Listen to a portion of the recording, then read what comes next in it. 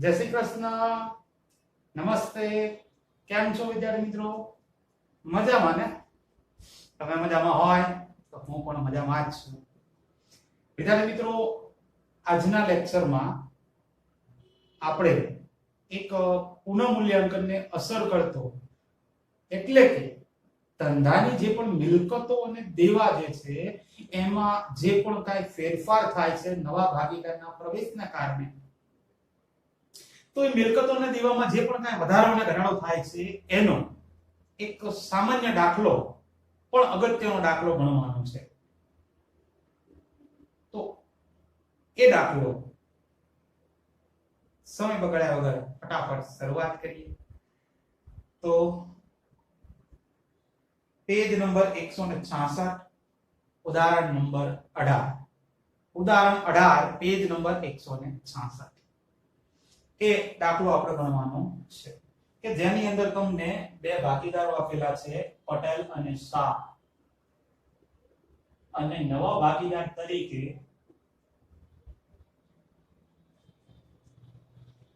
પાકા સરળ નીચે લખેલું છે કે 1/4/16 ના રોજ રાવલને 1/5 ભાગ આપવાની શરતે નવા ભાગીદાર તરીકે પેઢીમાં દાખલ કર્યો. પ્રવેશનો કોઈ પણ દાખલો ગણતા હોઈએ ત્યારે શરૂઆતમાં પહેલા આપણે ખાના દોરવા પડે, કારણ કે 8 માર્ક્સનો દાખલો આવે છે. તો ખાના 4 ખાના દોરવાના. 4 ખાતા ખાના કયા કયા 4 ખાતા? સૌથી પહેલું ખાતું બનાવીશું આપણે પુનઃમૂલ્યાંકન ખાતું. પુનઃમૂલ્યાંકન ખાતું તમે જાણો છો, અગાઉના ચેપ્ટરમાં આવી ગયો છે, છતાં પણ એક વખત યાદ અપાવી દઈશ જ્યારે દાખલાની શરૂઆત કરીએ. ચલો, એવું હોય તો અત્યારે યાદ અપાવી દો.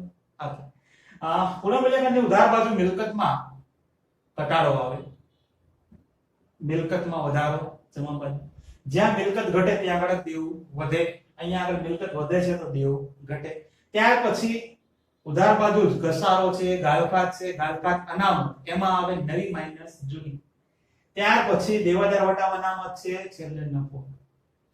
જ્યારે આ બાજુ પહેલાથી વાત કરીએ તો મિલકતમાં વધારો છે, દેવામાં ઘટાડો છે, ત્યાર પછી નહીં નોંધાયેલ બધી જ મિલકત, અને છેલ્લે આ બાજુ આવે તો ખોટ. આટલી વસ્તુ દર્શાવવામાં આવે છે પુનઃમૂલ્યાંકન ખાતામાં, કે જેને આપણે નફા નુકસાન હવાલા ખાતું તરીકે પણ ઓળખતા. ત્યાર પછી પહેલું ખાતું પતી જાય ત્યાર પછી મૂડી ખાતું બનાવવામાં આવે છે, ભાગીદારોના મૂડી ખાતા, કે જેની અંદર તમારે ભાગીદાર લખવાના હોય. 3 ભાગીદાર આવે, 2 જૂના હોય અને 1 નવો. જે જૂના ભાગીદારો જે તમને આપેલા છે એ પહેલા લખી દઈએ. તો પટેલ, શાહ, અને નવો ભાગીદાર જે આવે છે રાવલ, એ તમારે અહીંયા ત્રીજા નંબરમાં લખવાનું. જે નવો આવે છે એને પાછળ રાખવાનું, પહેલા 2 જૂના. એ જ વસ્તુ જમા બાજુ, પહેલા પટેલ, પછી શાહ, અને નવો ભાગીદાર આવે છે રાવલ. તો આવી રીતે ખાના દોરવાના. પહેલું પુનઃમૂલ્યાંકન, ત્યાર પછી મૂડી. ત્યાર પછી નંબર 3 માં આવે છે રોકડ અને બેંક ખાતું. આ એક ખાતું જે છે વધારાનું આવશે તમારે. અને ત્યાર પછી પાકું સર્વે. તો આ 4 ખાતા દોરવા પડે. હવે તો દાખલાની શુભ શરૂઆત કરીએ. 2-4 બાકીઓથી શુભ શરૂઆત કરવાની. આ સામાન્ય સિમ્પલ દાખલો છે.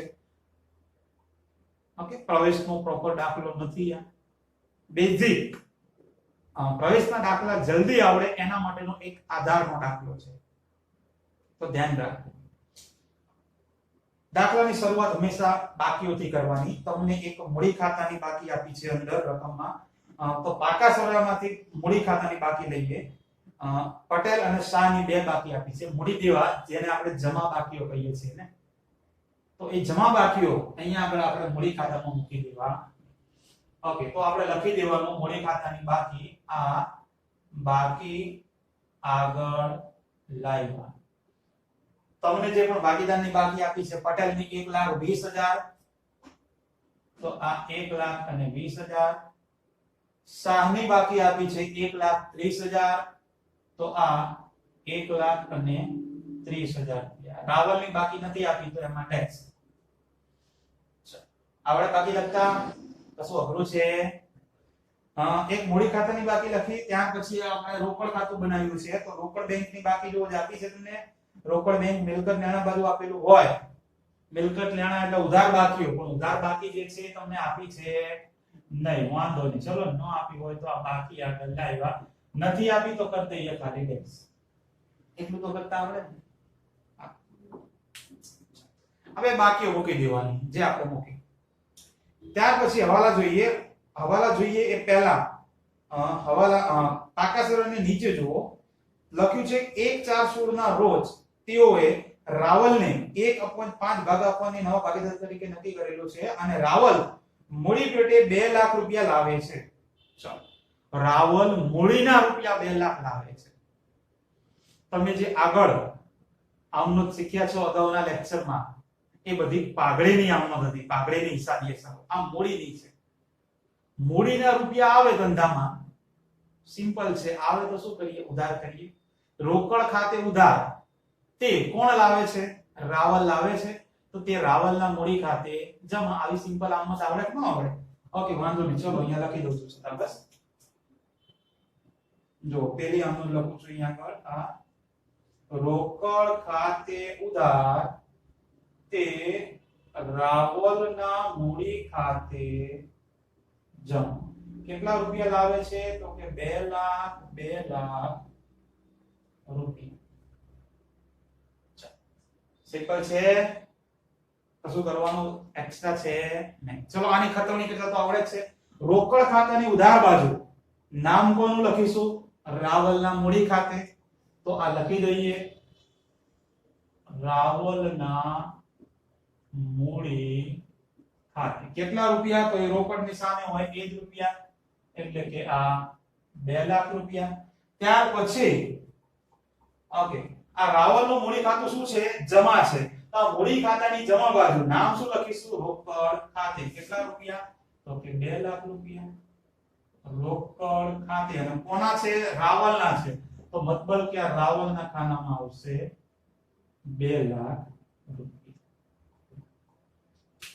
આવી રીતે તમારે ખાલી ખતવણી કરવાની. મૂડીની દરેક આમનોટ આવી રીતે થાય.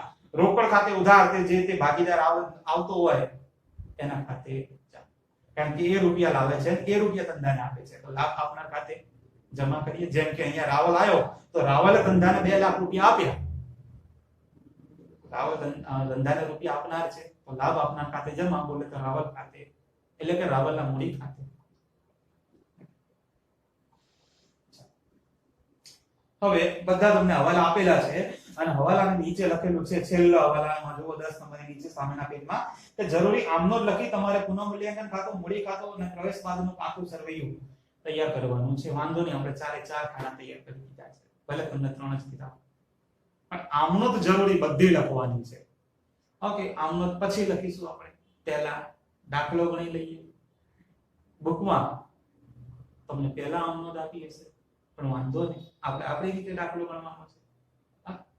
ચાલો, તો પહેલા હવાલાથી સ્ટેપ બાય સ્ટેપ દરેક સોલ્વ કરતા જઈએ અને બે અસરો એની આપતા જઈએ. હવાલા નંબર 1, જમીન અને મકાનની કિંમતમાં 20% નો વધારો કરો.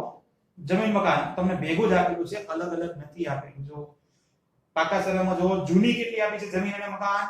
1,40,000 રૂપિયા. જમીન મકાન મિલકત છે અને આમ પણ મિલકત નાણાં બાજુ આપેલું છે.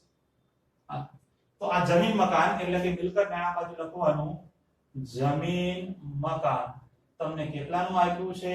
તો કે 1,40,000 રૂપિયા આટલાનું આપ્યું છે. હવાલામાં શું કીધું છે? તો કે 20% નો વધારો કરવાનો છે.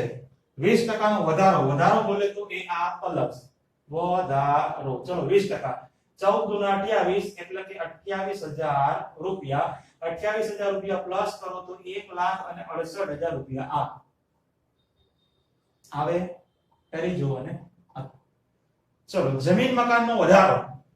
વિદ્યાર્થી મિત્રો, મેં તમને પહેલા ફોર્મેટ સમજાવી દીધું છે પુનઃમૂલ્યાંકન, છતાં ફોર્મેટ પ્રમાણે જો યાદ ન રહેતું હોય તો પછી બીજી ટ્રીક છે આપણી પાસે, જે સૌથી સહેલી. ગુજરાતીમાં તો ખબર પડે ને, ડાબી અને જમણી બાજુ કઈ કહેવાય. ગુજરાતીમાં આને કઈ બાજુ કહેવાય? ડાબી બાજુ કહેવાય, મૂડી દેવાની. અને આને કઈ બાજુ કહેવાય? જમણી બાજુ કહેવાય. ગુજરાતીમાં પુનઃમૂલ્યાંકન ડાબી બાજુ, આ પુનઃમૂલ્યાંકનની જમણી બાજુ. ગુજરાતીની વાત કરું છું, એકાઉન્ટની વાત નથી.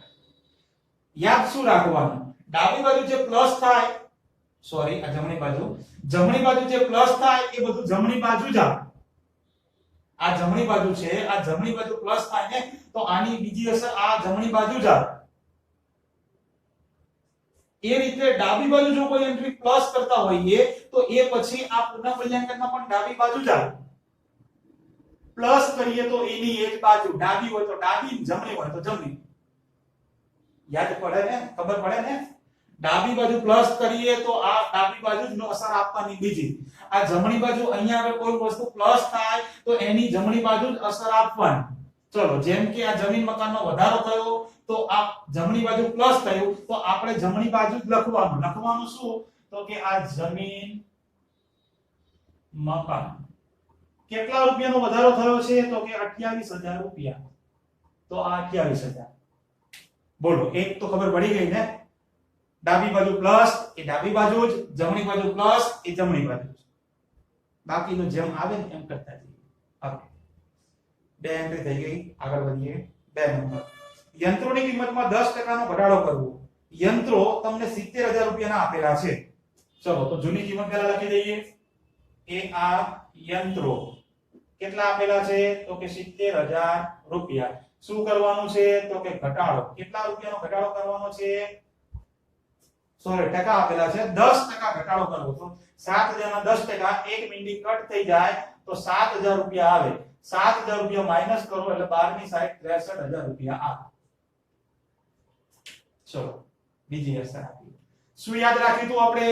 ડાબી બાજુ પ્લસ થાય તો એ ડાબી બાજુ જ આવે, જમણી બાજુ પ્લસ થાય તો એ જમણી બાજુ જ આવે.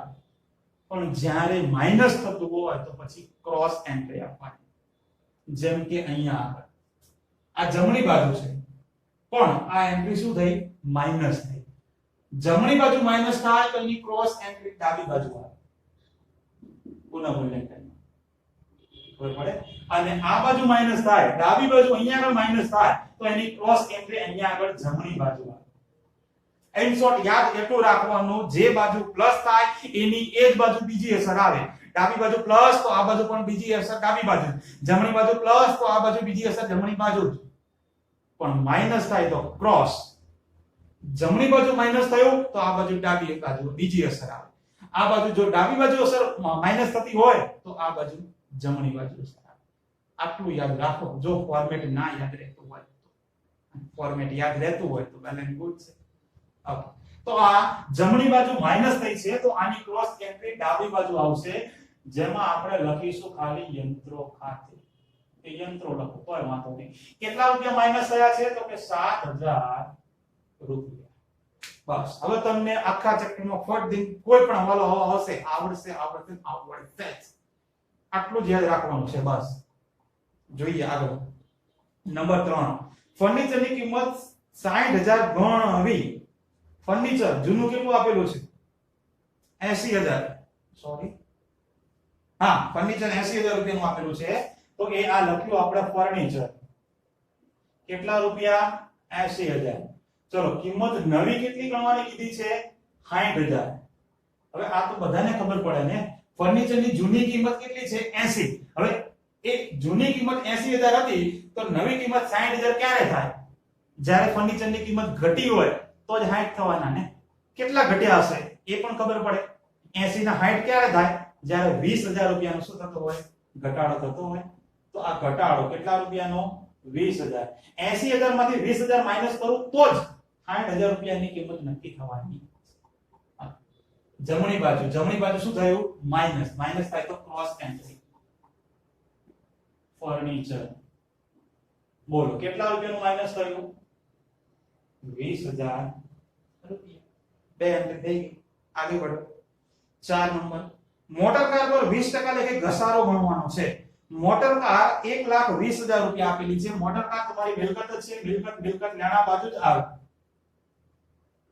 મોટર કાર 1,20,000 રૂપિયાની આપેલી છે. ઘસારો એટલે કે હંમેશા માઈનસ જ કરવાનો હોય, એ બધાને ખબર પડે. 1,20,000 ના 20% કરો તો 12 × 24 24000 રૂપિયા માઈનસ કરવાના આવે. અને 1,20 માંથી 24 માઈનસ જાય તો 96000 રૂપિયા બાકી રહે. કેલ્ક્યુલેશનનો સદુપયોગ કરવાનો ને કેટલા આપેલા છે 1,20,000 છે અને 20% નો ઘસારો છે 20% 12 × 24 એટલે 24,000 રૂપિયા માઈનસ થાય ચલો જમણી બાજુ માઈનસ છે તો ક્રોસ એન્ટ્રી બોલે તો અહીંયા આગળ આ ડાબી બાજુ એટલે કે ઉધાર બાજુ આ મોટર કાર ઘસારો લ્યો કેટલા રૂપિયાનો ઘસારો તો કે 24,000 રૂપિયા આગળ વધીએ આપણે 24,000 રૂપિયાથી આગળ વધીએ એટલે કે આગળનો હવાલો એમ કહેવાનો મતલબ એ તો ખાલી નજર કરતો તો હા તો 5 નંબર દેવાદારો પર તમારે 5,000 રૂપિયા ગાળખાત અનામત રાખવાની છે વાંધો નહીં ચલો દેવાના દારો કેટલા આપેલા છે 21,000 રૂપિયાના આપેલા છે તો દેવાદારો મિલકત નાણા બાજુ જ આવે અને આમ પણ ન ખબર પડે તો તમને પાકો સમય અંદર આપેલું જ છે દેવાદારો કેટલા આપેલા છે 21,000 રૂપિયાના આમાંથી તમારે માઈનસ શું કરવાની છે ગાળખાત અનામત અને આ ચેપ્ટરમાં જે ગાળખાત અનામત આવે એને નવી ગાળખાત અનામત આપણે કહીએ છીએ આ ચેપ્ટરની શું કહેવાય નવી કેટલા રૂપિયા માઈનસ કરવાના છે 5,000 રૂપિયા તો 21,000 માંથી 5,000 રૂપિયા માઈનસ કરો તો 16,000 રૂપિયા આવે ચલો દેવાદારો માંથી ગાળખાત અનામત શું કરી માઈનસ કરો એટલે ક્રોસ એન્ટ્રી આવે જો આ ફટાફટ એકદમ સરળતાથી તમને યાદ રહી જાય ડાબી જમણી બાજુ યાદ રાખો એટલે તો આ ગાળખાત અનામત પણ હા વિદ્યાર્થી મિત્રો ગાળખાત અનામતમાં આપણે કઈ બ્રેકેટમાં યાદ રાખ્યું હતું શું આવે ગાળખાત અનામતમાં નવી માઈનસ જૂની તો આપણે ડાયરેક્ટ જ અસર આપી દઈએ આ બ્રેકેટ અહીંયા કરી દઉં છું નવી કેટલા રૂપિયાની આવી નવી 5,000 રૂપિયાની ગાળખાત અનામત માઈનસ ચેક કરો પાકા સરનામાં જૂની ગાળખાત અનામત આપી છે કે નથી આપી તો જો દેવાદારોમાંથી માઈનસ કરેલી છે પાકા સર્વેની જે પણ બાકીઓ છે બધી જૂની બાકીઓ કહેવાય તો જૂની બાકી તમને આપેલી છે 1,000 રૂપિયા તો 1,000 રૂપિયા આમાંથી માઈનસ કરો એને જૂના કહેવાય તો 5,000 માંથી 1,000 રૂપિયા માઈનસ કરીએ એટલે 4,000 રૂપિયાની ચોખ્ખી રકમ તમારે બહાર લખવી પડે ચલો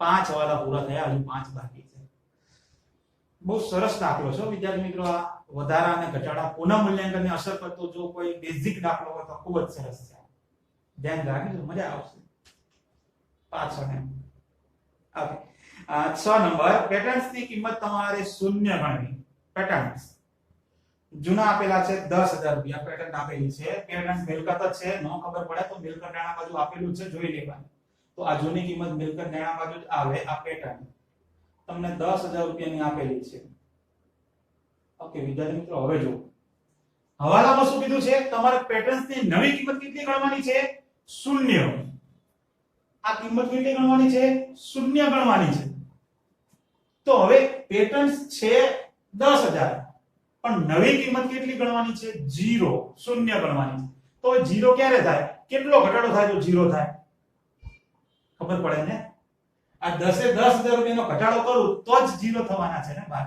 કારણ કે તો 0 થવાના નથી જેમ કે આ ફર્નિચર હતું એની કિંમત 80,000 હતી પણ 60,000 ક્યારે થાય તો કે જ્યારે હું 80 માંથી 20 માઈનસ કરું તો જ 60 થાય ને બાર તો એ રીતે અહીંયા આગળ 10,000 છે પણ બાર કેટલી છે એની નવી કિંમત 0 તો 10,000 માંથી કેટલા ઘટાડો તો બાર 0 આવે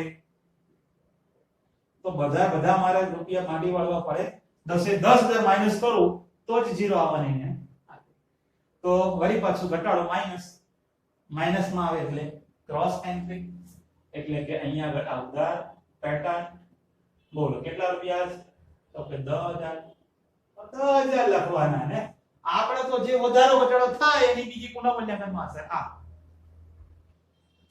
ત્યાર પછી 7 નંબર લોન પર 6,000 રૂપિયાનું વ્યાજ ચૂકવવાનું બાકી છે વાંધો નહીં ચલો ને આપણે ચૂકવી દઈએ ચૂકવવાનું બાકી ચલો લોન આપી છે પહેલા તો કે હા 1 લાખ રૂપિયાની જો મૂડી દેવા બાજુ આપી છે તો આપણે મૂડી દેવા બાજુ લખીશું ને એ આ લોન કેટલી આપી છે 1 લાખ રૂપિયાની હવાલામાં શું કીધું છે ચૂકવવાનું બાકી અને એ તો તમને ખબર જ છે ને બાકી શબ્દ આવે એટલે શું થાય પ્લસ ખબર છે ને ચાર વસ્તુ એ તો ભૂલી ગયા કે દર વખતે યાદ રાખવાનું છે આ તો બાકી શબ્દ આવે એટલે પ્લસ જ થાય, અગાઉ શબ્દ આવે એટલે માઈનસ. એ પછી ચૂકવવાનું બાકી હોય કે મળવાનું બાકી એ પ્લસ જ થાય. અને અગાઉ શબ્દ આવે અગાઉથી ચૂકવેલ હોય કે અગાઉથી મળે, જ્યાં પણ અગાઉ શબ્દ આવે એટલે માઈનસ. અહીંયા આગળ ચૂકવવાનું બાકી છે 6000 રૂપિયા વ્યાજ. ચૂકવવાનું બાકી બોલે તો આ પ્લસ, ચૂકવવાનું બાકી લોન વ્યાજ. કેટલું ચૂકવવાનું બાકી છે તો કે 6000 રૂપિયા. તો સરવાળો કરો તો 1,06,000 રૂપિયા આવે. અને કોઈ આ લોન અલગ લખે અને લોન પરનું વ્યાજ અલગ લખે તો એ સાચું જ છે, ખોટું છે નહીં. ચલો ડાબી બાજુ, હા જો હવે આ ડાબી બાજુ શું થયું? પ્લસ થયું. ડાબી બાજુ પ્લસ માં તો સેમ એન્ટ્રી, ડાબી બાજુ પ્લસ તો ડાબી બાજુ જ આવે. જેમ કે આ બાજુ કોઈ પ્લસ થયું, આ જમીન મકાન એમાં વધારો હતો તો પ્લસ કર્યું, પણ એ જમણી બાજુ હતી. આ જમણી બાજુ પ્લસ થઈ હતી તો આપણે જમણી બાજુ અસર આપેલી છે. જુઓ પ્લસ માં સેમ એન્ટ્રી છે. એ રીતે અહીંયા આગળ પણ આ ડાબી બાજુ પ્લસ છે તો એની અસર ડાબી બાજુ જ આવે.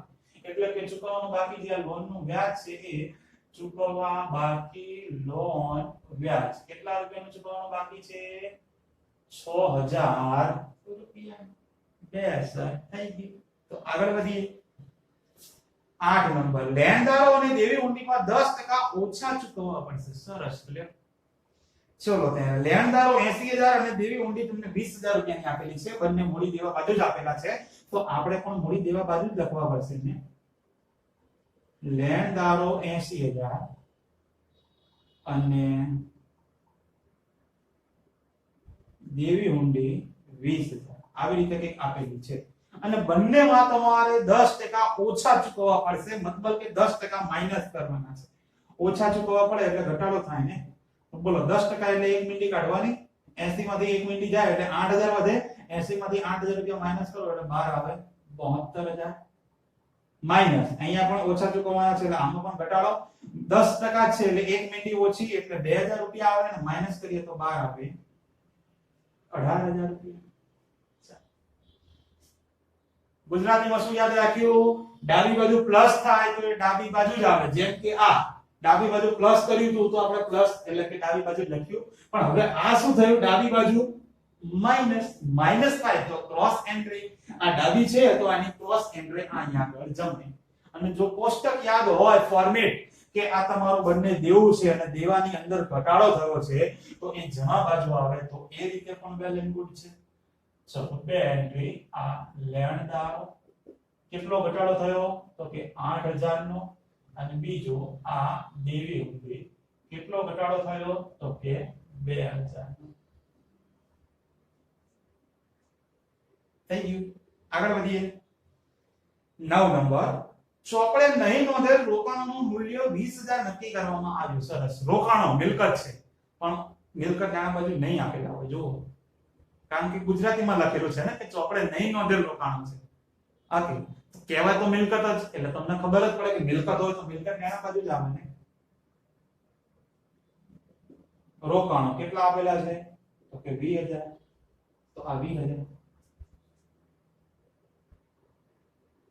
જે મિલકત હતી જ નહીં અને એનું મૂલ્ય ઉપજ્યું છે તો આપણા ધંધા માટે તો ફાયદો જ થવાનો. તો રોકાણો નહીં નોંધાયેલ છે તો નહીં નોંધાયેલ રોકાણો હોય, નહીં નોંધાયેલ કોઈ પણ મિલકત હોય. ફોર્મેટ યાદ હોય તો વાંધો નથી અને નો યાદ હોય તો પણ તમે આ રોકાણો પ્લસ જ કહેવાય માઈનસ કહેવાય? એમ કહો છે પ્લસ જ કહેવાય ને. આ બધી વસ્તુ માઈનસ માઈનસ કરેલી પ્લસ પ્લસ કરેલી છે. અહીંયા આગળ આ પ્લસ છે તે ખબર પડી ગઈ બહાર. પણ અહીંયા આગળ આ એન્ટ્રીમાં કશું નથી કર્યું તો પ્લસ જ કહેવાય ને, માઈનસ થોડી કહેવાય. આ 20000 છે કે માઈનસ? પ્લસ જ છે ને. તો જમણી બાજુ પ્લસ જ થઈ છે તો અહીંયા આગળ જમણી બાજુ જ આવવાના ને. આ રોકાણ કેટલા રૂપિયાના પ્લસ તો કે 20000 ના. અને આમ પણ જો ફોર્મેટ તૈયાર કર્યું હોય તો ખબર જ હોય કે નહીં નોંધેલ કોઈ પણ મિલકત હોય એ પુનઃ મૂલ્યાંકનમાં જમા બાજુ.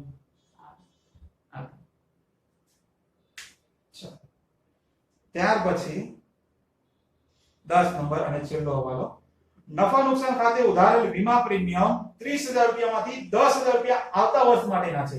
ટોટલ 30000 રૂપિયા છે વીમા પ્રીમિયમના. પણ એમાંથી 10000 જે છે ને એ આવતા વર્ષના છે એટલે કે અગાઉથી ચૂકવેલા છે 10,000 રૂપિયા. તો અગાઉથી ચૂકવેલની અસર તો યાદ જ છે ને, 4 ઊંધો સી બનાવતા તો આવડે જ છે. આ બધું શું આવતું ચૂકવવાનું બાકી, આ બાજુ આવે અગાઉથી ચૂકવે, પછી મળવા બાકી અને અગાઉથી મળે. એ તો પછી તમને ખબર જ છે આપણી ફોર્મેટ. તો અગાઉથી ચૂકવેલ છે, અગાઉથી ચૂકવેલ તમારું લેણું કહેવાય. તો અહીંયા આગળ એટલે કે મિલકત લેણા બાજુ આવે આ અગાઉથી ચૂકવેલ વીમા પ્રીમિયમ. કેટલા આવતા વર્ષના છે? 10,000 જ આવતા વર્ષના છે. તો 10,000 રૂપિયા. બોલો આને પણ પ્લસ જ કહેવાય માઈનસ કહેવાય? આમાં ક્યાં છે માઈનસ? પ્લસ જ છે ને. તો જમણી બાજુ પ્લસ હોય તો અહીંયા પણ ક્યાં આવે? જમણી બાજુ જ આવવાનું ને. ઓહો, અગાઉથી ચૂકવેલ વીમા પ્રીમિયમ કેટલા રૂપિયા? તો કે 10,000 રૂપિયા. આગળ વધો. શું આગળ વધો? પતી ગયું. જરૂરી આમ નો ને જરૂરી ખાતા. ચાલો, બધા હવાલા પૂરા થઈ ગયા.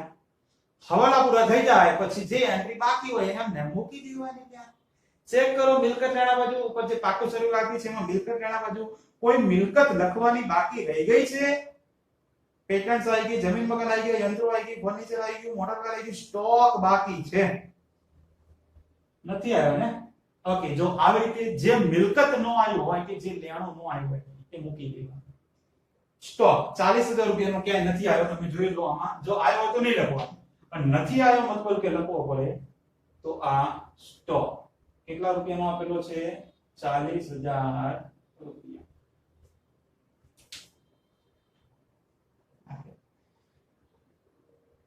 પછી દેવાદારો તો આવી ગયા. ચલો મૂડી દેવા બાજુ ચેક કરો. મૂડી આવી ગઈ, લોન આવી ગઈ, લેણદારો આવી ગયા, દેવી હુંડી આવી ગઈ અને ખર્ચા ચૂકવવાના બાકી છે 30,000 રૂપિયા. વાંધો નહીં, ચલો ચૂકવી દઈએ.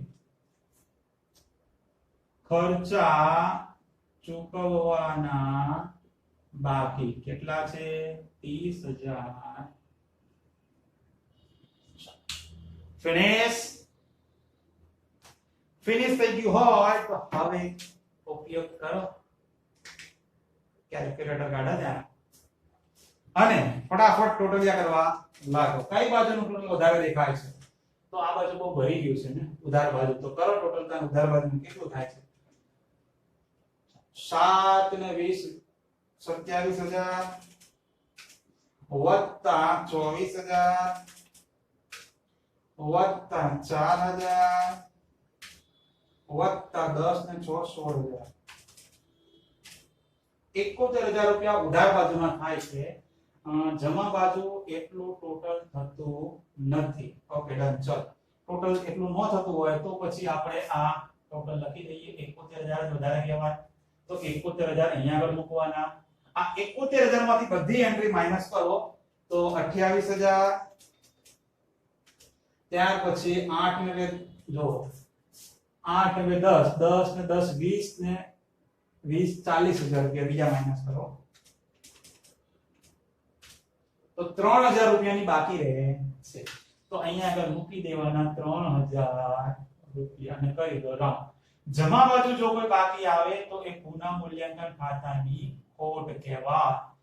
જે તમારે જૂના ભાગીદારો વચ્ચે જૂના પ્રમાણમાં વેચવી પડે. પટેલ અને શાહ. વિદ્યાર્થી મિત્રો અહીંયા જગ્યા નથી એટલે થોડું આવું થયું છે પણ હવે તો તમે સમજી શકો છો ને. ઓકે, જૂના ભાગીદારો પટેલ અને શાહ. જૂનું પ્રમાણ તો 3,000 રૂપિયાને ઉપર ચેક કરો. જૂનું પ્રમાણ કયું આપેલું છે? પટેલ અને શાહ 3/2 માં તો ગુણ્યા 3 ભાગ્યા 5 બોલે તો 1,800 રૂપિયા. હવે એક 1,800 છે તો બીજા 1,200 જોવાના ને. એ તો આવડે છે. જમા બાજુ છે તો ક્રોસ એન્ટ્રી આવે ઉધાર બાજુ. અહીંયા આગળ લખવાનું પુનઃ મૂલ્યાંકન ખાતું એની ખોટ. બોલો પટેલની કેટલી છે? તો કે 1,800 રૂપિયા. શાહની ખોટ કેટલી છે? તો કે 1,200 રૂપિયા. અહીંયા નથી તો ટેક્સ. ચલો બીજું ખાતું બંધ કરીએ. મૂડી ખાતું. સૌથી પહેલા હા પ્રવેશનો કોઈ પણ દાખલો હોય મૂડી ખાતું તમારે બંધ કરવાનું હોય ને તો પહેલા નવા ભાગીદારનું જ ખાતું બંધ કરવું તો દુખી નહીં થવું. દાખલો તો તમે ગણી શકો છો પણ જો દુખી ન થવું હોય ને તો પહેલા તમારે રાવલ એટલે કે નવો ભાગીદાર જે હોય એનું ખાતું બંધ કરવું. કેટલા છે વધારે કઈ બાજુના છે અહીંયા 2 લાખ છે અહીંયા તો કશું છે જ નહીં તો 2 લાખ જ વધારે કહેવાય ને તો આ 2 લાખ રૂપિયા એ જ 2 લાખ રૂપિયા આપણે અહીંયા આગળ મૂકીશું 2 લાખ રૂપિયામાંથી બાકી શોધીએ તો બાકી પણ 2 લાખ રૂપિયા જ આવશે કારણ કે કશું છે ઓકે અહીંયા કશું લખીશું બાકી આગળ લઈ ગયા ચલો ત્યાર પછી શાહ આ બાજુનું ટોટલ વધારે છે અહીંયા તો 1200 જ છે તો શાહનું ટોટલ કેટલું થશે 1,30,000 રૂપિયા એ જ 1,30,000 રૂપિયા અહીંયા આગળ અને આ 1,30,000 રૂપિયામાંથી 1200 રૂપિયા માઈનસ કરો તો 1,28,800 રૂપિયા મળે ચલો એ રીતે પટ્ટા 1,20,000 1,20,000 અને આ 1,20,000 રૂપિયામાંથી 1,800 રૂપિયા માઈનસ કરો તો 1,18,200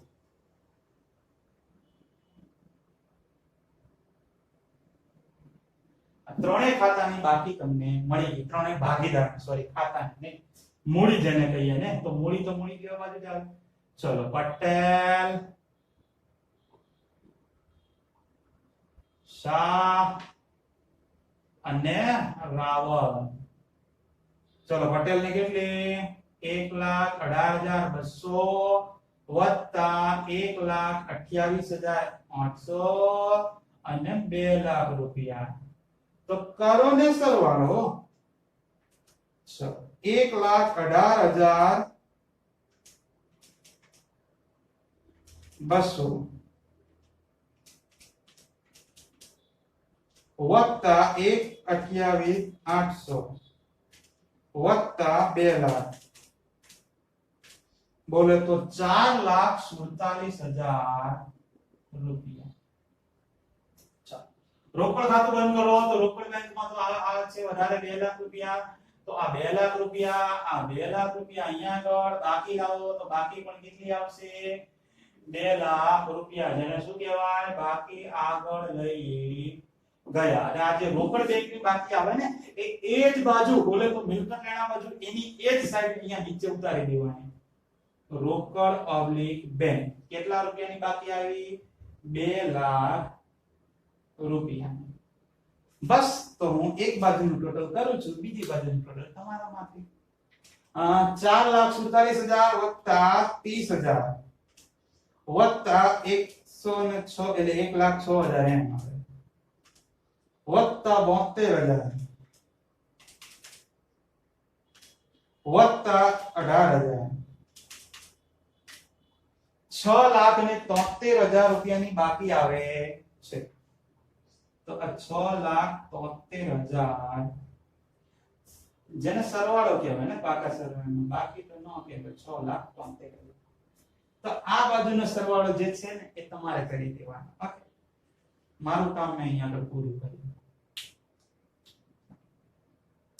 તો વિદ્યાર્થી મિત્રો આવી રીતે આ સામાન્ય દાખલો જે છે એ પુનઃમૂલ્યાંકન ખાતું બોલે તો મિલકત અને લેણામાં મિલકત અને દેવાની અંદર જે પણ કિંમતોનો વધારો ઘટાડો થાય છે એ તમે આ દાખલાઓ ભણ્યા તો આ તો વધારે પ્રમાણમાં હવાલા હતા હવાલા એટલે મિલકતોમાં વધારો ઘટાડો બહુ વધારે પ્રમાણમાં આપેલો હતો પણ આમાંથી જે છે ને તમારે બહુ વધારો ઘટાડો નહીં આવે 4 અથવા તો 5 જ 4 જ મિલકત કે દેવાની અંદર વધારો ઘટાડો થતો હોય એવો દાખલો આવશે આમ તો જો ને કે એટલી બધી મિલકતો અને કેટલા બધા દેવામાં વધારો ઘટાડો ઓકે દાખલો તો અહીંયા સમાપ્ત થઈ ગયો પણ હજી આપણે આમનોંધ બાકી છે ને તો હવે આમનોંધ તો હું લખતો નથી પણ તમને યાદ અપાવી દો ને હા યાદ રાખવી પડશે હું ડાયરેક્ટ બોલીશ લખાઈશ નહીં હવે લખીશ નહીં પણ એકદમ સિમ્પલ છે વિદ્યાર્થી મિત્રો આમનોંધ એકદમ સિમ્પલ છે જો તમે દાખલો આવડી ગયો હોય તો કેમ કેવી રીતે જોઈ લેજો ચલો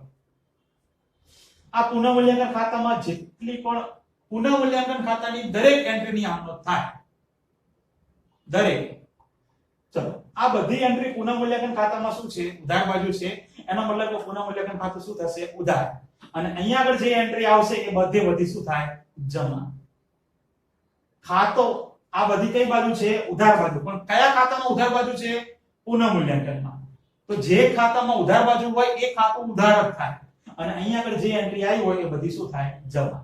જેમ કે હું પહેલી આમનોંધ કહું તમને જો આ યંત્રોની મારે આમનોંધ લખવી છે તો યંત્રોની આમનોંધ શું થાય એની વાત કરું તો પુનઃમૂલ્યાંકન ખાતે ઉધાર તે યંત્રો ખાતે જમા 7000 રૂપિયા.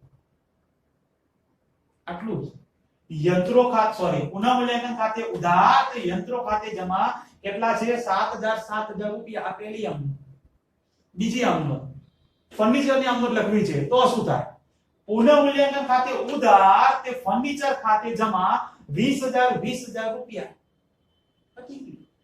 ત્રીજી આમનોંધ મોટર કારના ઘસારાની પુનઃમૂલ્યાંકન ખાતે ઉધાર તે મોટર કારના ઘસારા ખાતે જમા 24000 રૂપિયા. ચોથી આમનોંધ શેની ગાલખાત અનામતની પુનઃમૂલ્યાંકન ખાતે ઉધાર તે ગાલખાત અનામત ખાતે જમા કેટલા રૂપિયા 4000 રૂપિયા. ચોથી પણ પૂરી. પેટન્ટની આમનોંધ પુનઃમૂલ્યાંકન ખાતે ઉધાર તે પેટન્ટ ખાતે જમા 10000 રૂપિયા. પાંચ પૂરી. છઠ્ઠી શેની ચૂકવવા બાકી લોન પરનું વ્યાજ એની પુનઃમૂલ્યાંકન ખાતે ઉધાર તે ચૂકવવાના બાકી લોન વ્યાજ ખાતે જમા 6000 રૂપિયા. 6 આમનોંધ તો પૂરી લ્યો. ઉધાર બાજુની બધી આમનોંધ ક્લિયર. ત્યાર પછી હવે આવી જાઓ જમા બાજુ. તો હવે આ બધી એન્ટ્રી જે છે પુનઃમૂલ્યાંકન ખાતામાં કઈ બાજુ છે જમા બાજુ. મતલબ કે અહીંયા આગળ તમારે પુનઃમૂલ્યાંકન ખાતું શું કરવું પડશે જમા કરવું પડે ને કારણ કે પુનઃમૂલ્યાંકન ખાતામાં કઈ બાજુ છે જમા બાજુ. તો પછી અહીંયા આગળ જે એન્ટ્રી આવશે એ બધી શું કરવી પડશે ઉધાર. જોઈએ સ્ટેપ બાય સ્ટેપ. પહેલી જમીન મકાનની આમનોંધ લખવી છે તો શું કરવાની જમીન મકાન ખાતે ઉધાર તે પુનઃમૂલ્યાંકન ખાતે જમા 28000 રૂપિયા. લેણદારોની આમનોંધ કરવી છે તો લેણદારો ખાતે ઉધાર તે પુનઃમૂલ્યાંકન ખાતે જમા 8000 રૂપિયા. દેવી ઊંડીની આમનોંધ કરવી છે તો દેવી ઊંડી ખાતે ઉધાર તે પુનઃમૂલ્યાંકન ખાતે જમા 2000 રૂપિયા. ચલો રોકાણોની આમનોંધ કરવી છે તો રોકાણો ખાતે ઉધાર તે પુનઃમૂલ્યાંકન ખાતે જમા 20000 રૂપિયા. અગાઉથી ચૂકવેલ વીમાની આમનોંધ કરવી છે તો અગાઉથી ચૂકવેલ વીમા પ્રીમિયમ ખાતે ઉધાર તે પુનઃમૂલ્યાંકન ખાતે જમા 10000 રૂપિયા. ત્યાર પછી વિદ્યાર્થી મિત્રો આ એક ખાલી યાદ રાખવાનું છે કે તમારો પુનઃમૂલ્યાંકન ખાતામાં જે નફો કે ખોટ આવ્યો ને એની આમનોંધ સૌથી છેલ્લે લખવાની. છેલ્લી આમનોંધ એ નફા ખોટની હોવી જોઈએ. આટલું યાદ રાખવાનું. કારણ કે હજુ આમાં પણ જે આમનોંધ આવી હોય એ આપણે લખવી પડે ને. આ બે જ ખાતાની આમનોંધ અને એક રોકડ ખાતા. જો કે આમાં આવે એટલે રોકડમાં બધું આવી જ ગયું હોય. એટલે આ બે જ ખાતાની આમનોંધ તમારે લખવાની થાય. ચલો એટલે આ આમનોંધ સૌથી છેલ્લે લખવાની પણ હતા હું કહી તો દઉં છું તમને. ઓકે તો હવે અહીંયા આગળ ખોટ ખાતે ઉધાર નહીં કરવાનું. ભાગીદાર લખેલા છે ને તો એમના મૂડી ખાતે ઉધાર કરવાનું. એટલે કે પટેલના મૂડી ખાતે ઉધાર 1800 રૂપિયા, શાહના મૂડી ખાતે ઉધાર 1200 રૂપિયા. તે પુનઃમૂલ્યાંકન ખાતે જમા ટોટલ કેટલું થશે 3000 રૂપિયા. આવડે? પટેલના મૂડી ખાતે ઉધાર 1800, શાહના મૂડી ખાતે ઉધાર 1200, તે પુનઃમૂલ્યાંકન ખાતે જમા 3000. આવ પણ આ આમનોંધ સૌથી છેલ્લે લખવાની. ચાલો ત્યાર પછી મૂડી ખાતાની આમનોંધ લખીએ તો મૂડી ખાતામાં બાકી આગળ લાવ્યા કે બાકી આગળ લઈ ગયા એની ક્યારેય આમનોંધ થાય નહીં અને કોઈ ભૂલથી કરતા પણ નહીં. ચલો અહીંયા આગળ હવે અહીંયા આગળ પણ સેમ ટુ સેમ અહીંયા આગળ જે જમા હતું એને ઉધાર કર્યો આપણે. આ જમીન મકાન હતું તો એને ઉધાર કરી પુનઃમૂલ્યાંકન શું કર્યું જમા કર્યું. હવે અહીંયા આગળ આ રોકડ બેંક છે તો રોકડ છે તો રોકડને શું કરવી પડે ઉધાર અને આ જે ખાનામાં રૂપિયા છે એનું ખાતું જમા. તો રોકડ ખાતે ઉધાર તે કયું ખાતું જમા તો છે પણ કોના ખાતામાં રૂપિયા છે રાવલ તો તે રાવલના મૂડી ખાતે. ઓકે જો એની આમનું તો અહીંયા લખેલી પણ છે આપણે છે ને એ મૂડીના રૂપિયા લાવ્યો જો રોકડ ખાતે ઉધાર તે રાવલના મૂડી ખાતે જમા. બસ આપણે આ આમનોંધ ઉપરથી ખતવણી કરી ને તો હવે ખતવણી તમારી ખાનામાં છે એના ઉપરથી આપણે બધી શું કરી આમનોંધ બનાવી. બસ પછી ખોટની આમનોંધ તો આવી આટલી આમનોંધ કરવાની બીજું કશું છે સિમ્પલ આમનોંધ ક્યારેય પૂછાય છે એટલે ધ્યાન રાખજો ક્યારેય પણ આવડવી તો જોઈએ ને. તો આ સરસ મજાનો એક દાખલો હતો આપણો તમે જોઈ શકો છો. અને બધી આમનોંધ મેં તમને જે કીધી એ તમારે લખવી જરૂરી છે બે વખત.